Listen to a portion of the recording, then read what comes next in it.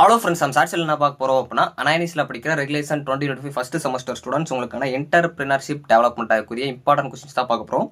MB25C06 இதுக்குரிய exam வந்து அடுத்தடுத்த நாள் இருக்கனால இதை அப்லோட் பண்ண சொல்லி கேட்டிருந்தீங்க. So unit 1 characteristic of successful entrepreneurs ரொம்ப முக்கியமான ஒன்று. உங்களுக்கு ஃபஸ்ட் யூனிட் பொறுத்த வரைக்கும் என்டர்பிரினர்லேருந்து கண்டிப்பாக ஒரு கொஸ்டின் தான் நல்லா பார்த்துக்கோங்க. Knowledge and skills of an entrepreneur ரொம்ப முக்கியமான ஒன்று. என்டர்பிரினர்ஷிப் கண்டிப்பாக இது ஃபஸ்ட்டு 2 மார்க்கில் இருக்க வாய்ப்பு இருக்குது, நிறைய டைம்ஸ் கேட்டிருக்காங்க. ஸோ அதுக்கப்புறம் உங்களுக்கு என்டர்பிரினர் மேனேஜர் கேட்கலாம், அப்படின்னா என்டர்பிரினர் கேட்கலாம். இதெல்லாமே டிஃபரன்ஸு சேர்த்து பார்த்துக்கோங்க, தனித்தனியாகவும் கேட்குற வாய்ப்பு இருக்குது. ஸோ இப்போ உங்களுக்கு வந்து என்டர்பிரினரல் பெர்சனாலிட்டியும் கேட்கலாம், நல்லா பார்த்து வச்சுக்கோங்க. என்டர்பிரினர்ஷிப் அஸ் ஏ கெரியர் இது 2 மார்க்ஸும் பார்த்துக்கோங்க, 15 மார்க்கும் பார்த்துக்கோங்க. இது ரொம்ப முக்கியம் தான்.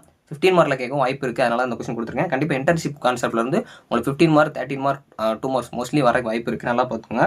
செகண்ட் யூனிட் பொறுத்த வரைக்கும் என்டர்பிரினரல் என்விரான்மெண்ட் ரொம்ப முக்கியமான ஒன்று. இந்த செகண்ட் யூனிட் பொறுத்த வரைக்கும் ஸ்கீம்ஸ்லேருந்து கேட்கலாம், கொஞ்சம் நிறைய கான்செப்ட்ஸ் இருக்கும். செகண்ட் யூனிட் லாஸ்ட் ப்ரையாரிட்டியாக வச்சு படிங்க, ஏன்னா உங்களுக்கு நிறைய ஸ்கீம்ஸ் இருக்கும். இல்லை பர்டிகுலராக படிக்கணும் அந்த MSME கான்செப்ட் நல்லா படிச்சுக்கோங்க. அதுபோக வந்து உங்களுக்கு டிஐசி சிட்பி ரொம்ப முக்கியம், நல்லா படிச்சுக்கோங்க, அது வெரி இம்பார்ட்டன்ட். அதுபோக உங்களுக்கு வந்து start up India and stand up India அதோட டிஃபரன்ஸ் கேட்கலாம், நல்லா படிச்சு வச்சுக்கோங்க. இல்லை அதோட ஆப்ஜெக்டிவ்ஸ் பார்த்துக்கோங்க. ஸோ ஓவராலாக பார்த்தீங்க அப்படின்னா உங்களுக்கு ஃபுல் வீடியோ லிங்க் வந்து கீழே இருக்குது, அதில் போய் பாருங்கள். ஏன்னா உங்களுக்கு அதில் நான் கிளியராக சொல்லியிருப்பேன். ஸோ தேங்க்ஸ் ஃபார் வாட்சிங்.